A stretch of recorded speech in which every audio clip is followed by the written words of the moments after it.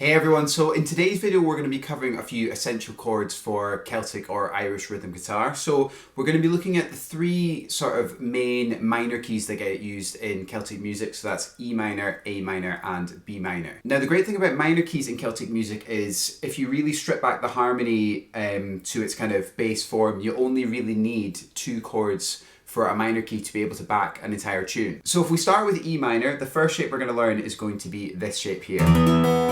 Now, if you've played any electric guitar before, you probably will recognize this shape. It's a kind of standard power chord shape that you would use for most kind of rock songs, okay? So what you're going to notice about the first chord in each of the keys that we look at as well is these chords are going to be what we would refer to as modal chords, okay? Or sometimes five chords. So this would be an E5 or an E modal. And all that means is it's only got the first and the fifth of the scale in the chord. So you can use this shape for minor,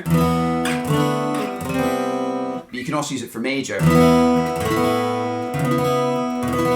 Okay, so it's a useful chord to know. So for this chord, we've got our low E open, we've got our first finger on the 7th fret of the A, our third finger on the 9th fret of the D, we've got our little finger on the 9th fret of the G, and then our B and E strings are open.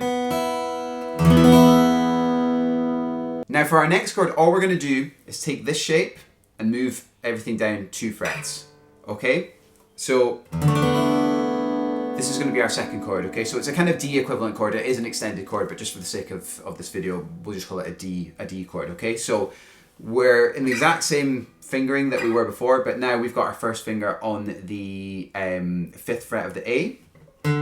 We've got our third finger on the 7th fret of the D, and our little finger on the 7th fret of the G. Now I leave the B and the E open throughout this, okay? But I use my second finger here that's kind of floating over the low E string to mute the low E.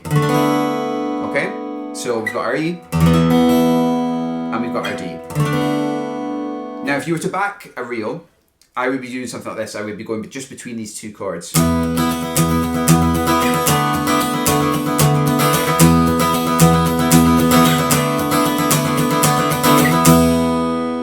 Okay, so if we move on to B minor now, this is going to be our first chord shape. Now, again, this is a 5 chord or a modal. It's a B modal chord. And this may look a bit unusual, this shape, but it is actually just an adaptation of the shape that we just learned. Okay, so its root is in that kind of power chord shape. But what we're doing here is my thumb is muting this low E.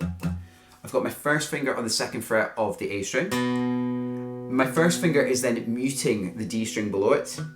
Then I've got my little finger on the 4th fret on the G string. I've got the B string open, and then I've got my second finger on the 2nd fret of the high E. Okay, and then for our next chord, which will be an A chord, all I'm going to do is keep my little finger where it is. I'm going to take all my other fingers off, and then I'm going to put my first finger on the 2nd fret of the D string, okay? Now my thumb is still muting this low E, but I just leave everything open for this A, okay? You can also leave your second finger on if you want, but you don't have to, okay? So we've got our B, and then we've got our A. Now if I were to back, say, a jig with this, I would just be going between these two chords like this.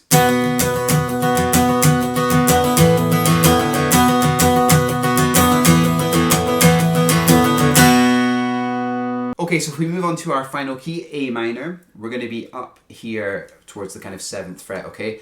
Now, this may be a new shape to you, but again, all this is if you've played any electric guitar before, power chord here. Now, if you go, kind of up a string on each finger, power chord again. Now, if you want to do this exact same shape, so we've had it here, if you can't do it here because of the interval between the B and the G string. It's different to the rest of our intervals, okay, with the way the guitar is tuned. But all you need to do to adjust for that is move your little finger up a fret, okay? So what I'm doing here is I've got my second finger muting this low E, my A string is open, first finger on the 7th fret on the D string, then I've got my third finger on the 9th fret of the G, and I've got my little finger on the 10th fret of the B, and then the high E is open. So that's going to be our A modal or A5 chord.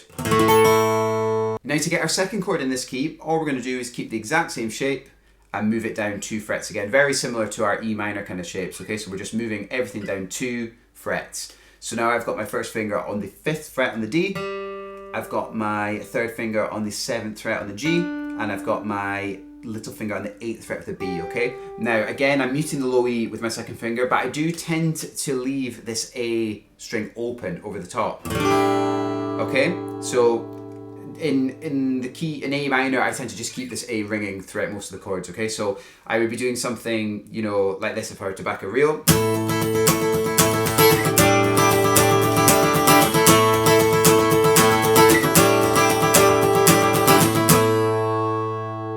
Now another thing you can do with the shape is you've got your A, you've got your G, and then you can move it down another 2 for your F, and then you can move it down to where you've got your you can do various different fingerings for this, but if you want to keep the kind of same fingering you've been doing, I would have my 3rd finger on the 2nd fret of the G and my little finger on the 3rd fret of the B for our kind of D chord. Okay, so you can go, so A, G, F, and to a D. So that's really nice if you're backing a reel and you want to add some variation, so you could do something like this.